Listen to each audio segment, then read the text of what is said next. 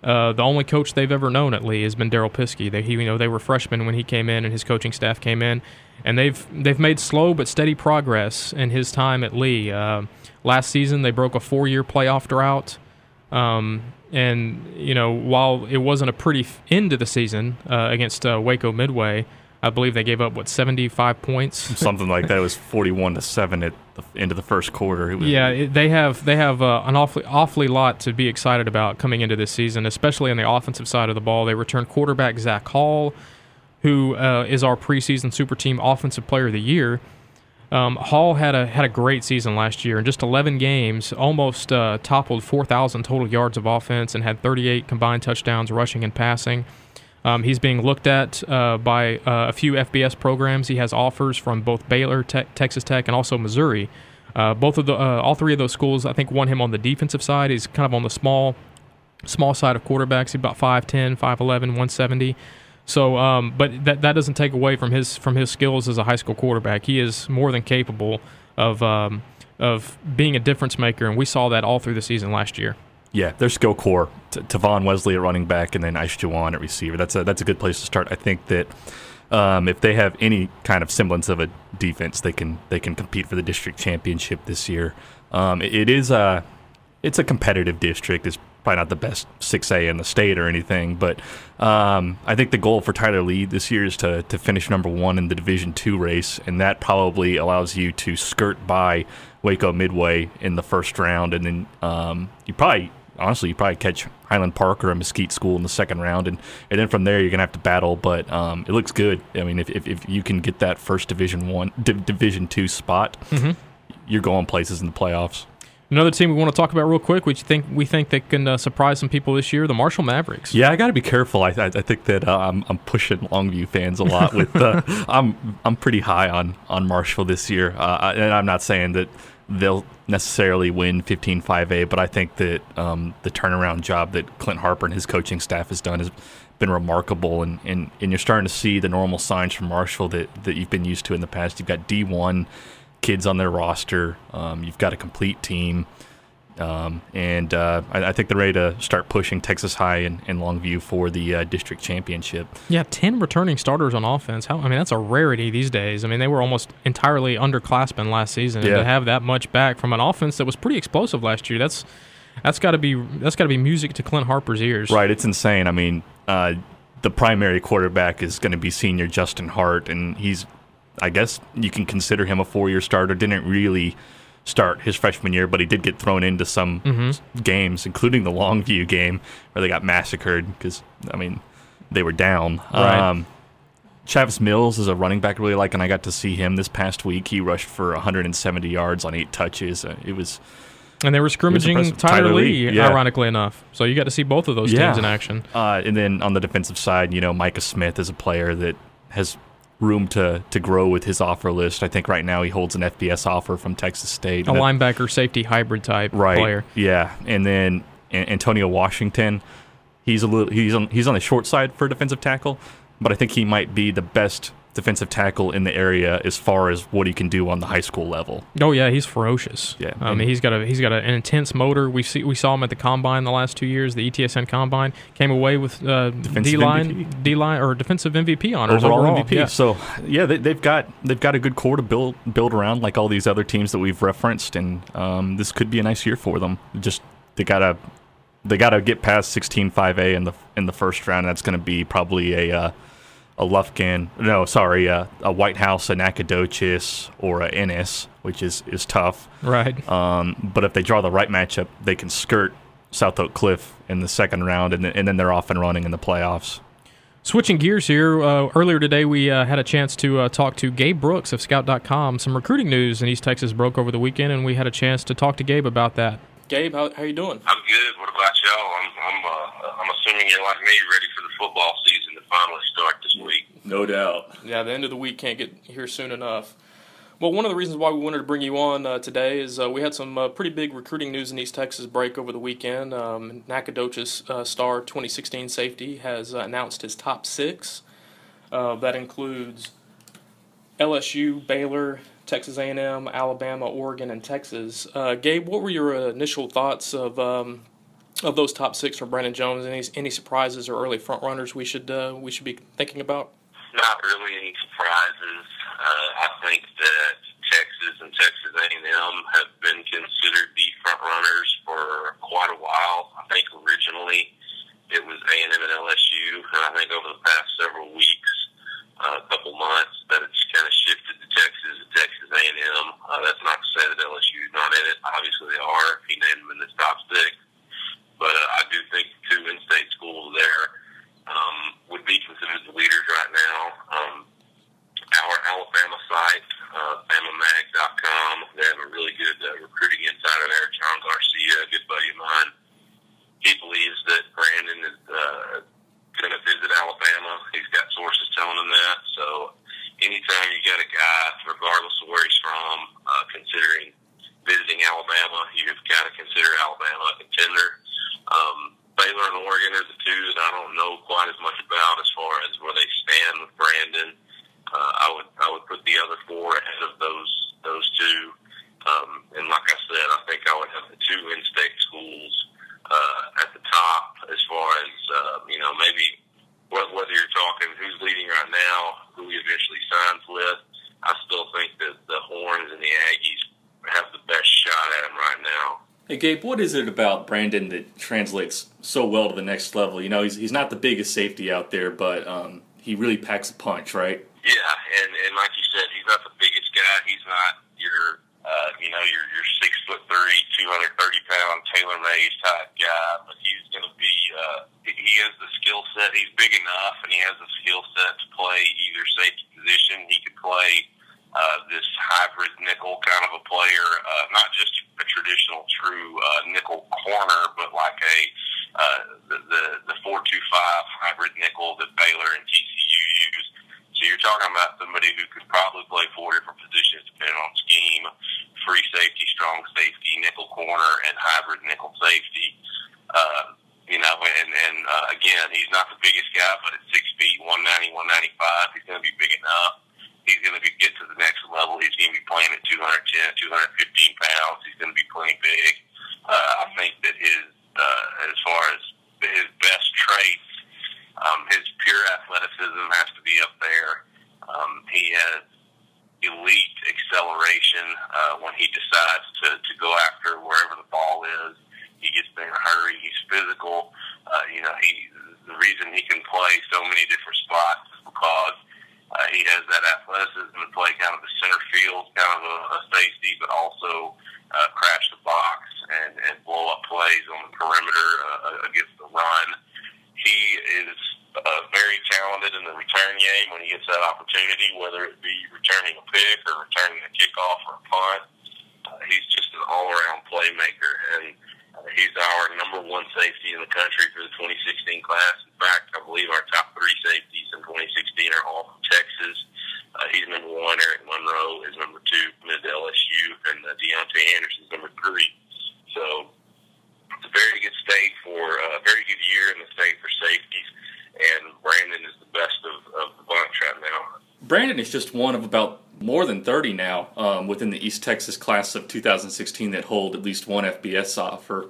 Who do you think are some of the other sleepers, some of the guys that maybe have an offer right now but are really going to pick up steam through their senior season? I had a couple guys in mind as far as the East Texas sleepers, like you said, whether it be guys with an offer or 2 or guys without any.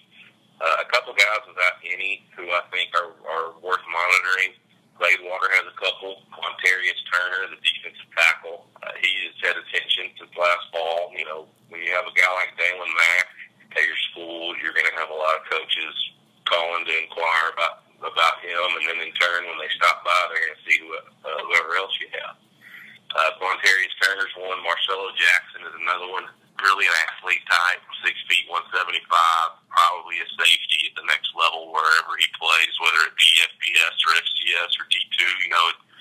Sometimes a lot of these guys in the rural areas will slip through the cracks and prove at the next level, whether it be a JUCO or a D2, that they were FBS caliber guys all along. So those are 2 guys to watch. Keenan Madden at Longview, a safety with a great frame, is another one. Tylen Miller, the running back, is on the short side. He's about 5'7.5",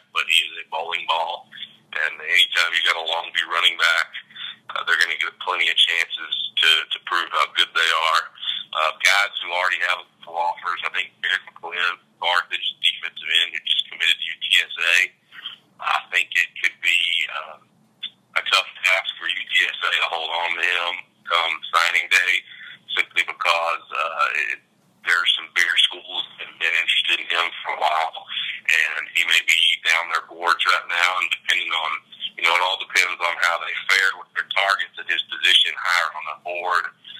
He may stick with UTSA and sign there, or he may get 5 or 6, Power 5 conference offers. It's kind of a guy that the same thing happened to us. Traven Howard a couple years ago from Longview, the safety, was committed to UTSA for months, and then TCU came in late January and flipped him for signing day.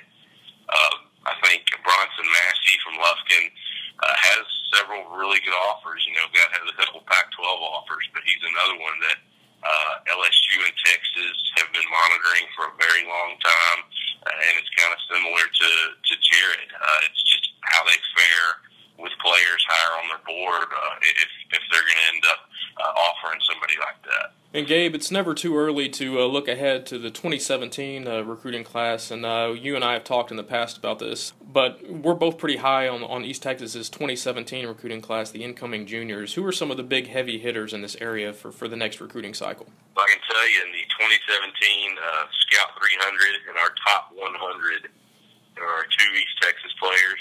Those are Legarian Carson, defensive end from Liberty Ilo up in Texarkana, and Damian Miller, the John Tyler receiver who is already committed to Texas.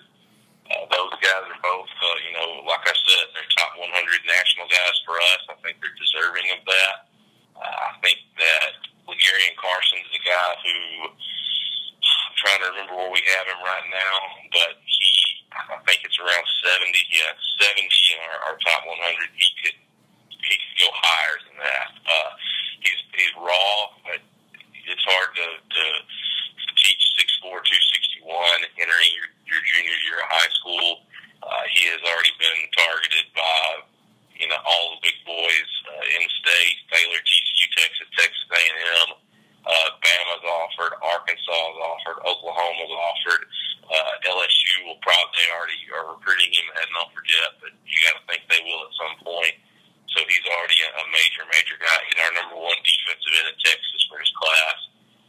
Damian Miller, a guy that I saw twice last year. First against a very limited role before he was really playing much against White House. But then by the time I saw him in December, when they blew out McKinney North in the state quarterfinals, I could tell then that he was going to be big time. I think at that point, it was around that time that he got his first offer from Texas Tech, and I've known that he was going to be big time. There's some really, 2017's got some really good players in East Texas, especially receivers. Evans, Octavius Evans at center, the Estelle kid up in Hooks, I believe. There's several guys, so depending on how people want to use Major Tennyson from Bullard, some people like him as a flex tight end. Some people may like him as just a big outside receiver. I think he's more of a flex tight end, H-back type, projecting how his frame's going to develop. But a lot of really good pass catchers in that class in East Texas. A guy that I really want to see blow up, who I have been on for a while, is Cam Howler from Marshall. The problem with him right now, maybe people are not sure where they're going to play him. I think he's going to be a running back, but he's also a baseball guy, so there's that to factor in. And Darnell McKnight is another running back I really like from Gladewater. Great size. I think at y'all's combine, he was 5'10", 221 verified, and in the 4.7s on a laser, which is that's moving at that kind of size. Well, Gabe, we appreciate you dropping some knowledge on us. A lot of people may not remember this, but Gabe Brooks started ETSN with me a couple of years ago and has moved on to Scout.com. Tell everybody a little bit about what you do for Scout.com and the way of recruiting. Well, I cover the state of Texas for Scout recruiting, which is in the network of, like you said, Scout.com, Scout Media. We have a team affiliate sites throughout our network: NFL, NBA, MLB, of course, college. College sites are our bread and butter, like Horns Digest, our Texas site.